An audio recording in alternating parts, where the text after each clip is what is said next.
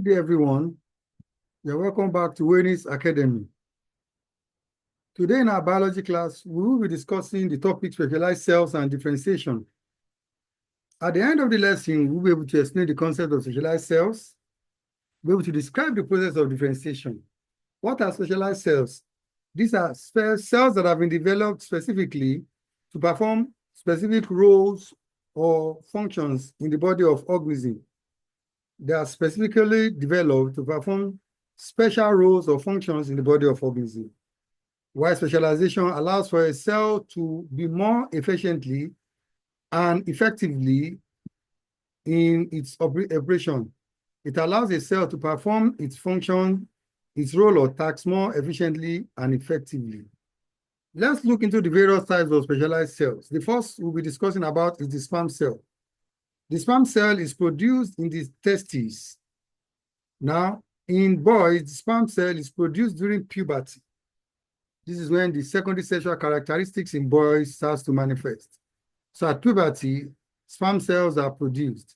Aside from the production of sperm cell in the testes, we have the male sex hormone known as testosterone produced in the testes.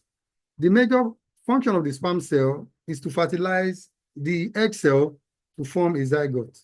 Fertilization is the fusion or union of the egg cell to the sperm cell to form a zygote that develops into a fetus or unborn baby. So the special function of the sperm cell is to fertilize the egg cell.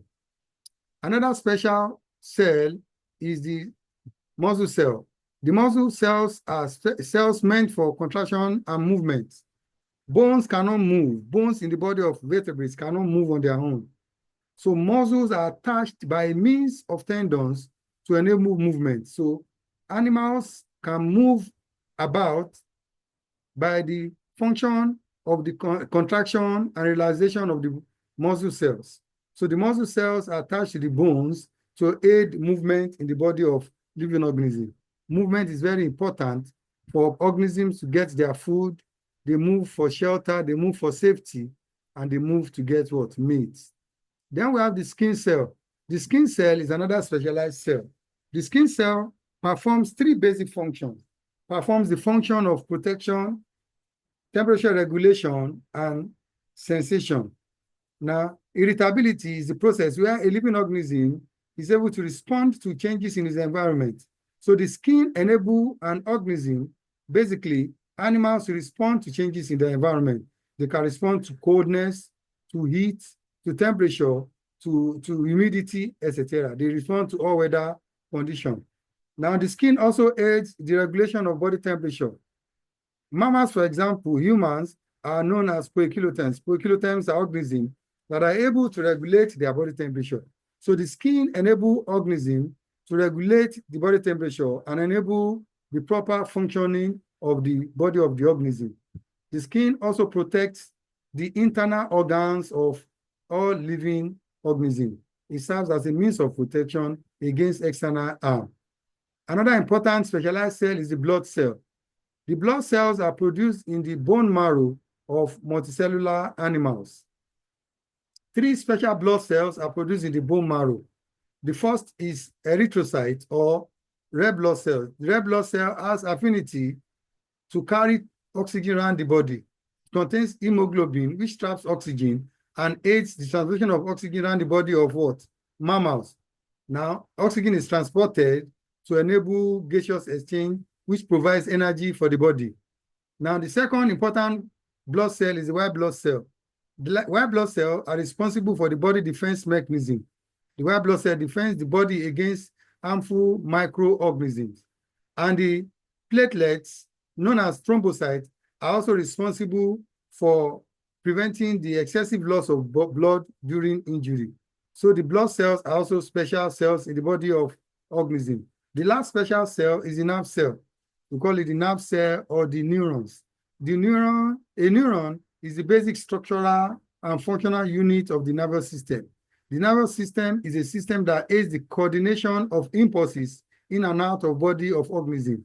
So the nerve cell is a specialized cell for communication and transmission of signals. If you look at this, the diagram I posted here, The nerve cell has the cell body, which contains the nucleus that carries the genetic material of the cell. It contains the dendrites, which brings sensation or impulses from the outside, and the axon, which transmits interpreted sensation back through the muscles and the gland.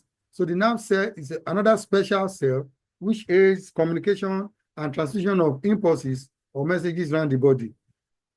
Now let's see differentiation. Differentiation is just a process where a cell becomes specialized in its structure and function. We have three basic stages of differentiation. We have differentiation, which a cell commits to a specific function in carrying developmental processes of the body. We have cell determination, and we have cell maturation. Now, during cell maturation, the cell is fully mature to perform its function. Let's see some importance of cell differentiation. One, we have development and growth. It aids development and growth of body tissues, cells, and organs. It aids specialization and efficiency.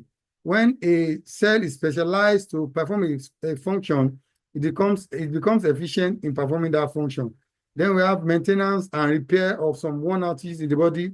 We have complexity and adaptation. Now, complexity is the development of an organism from a simple unicellular organism to a complex multicellular organism to perform specific role. And it also aids the adaptation of an organism to its environment. Adaptation enables the organism to survive favorably in its environment.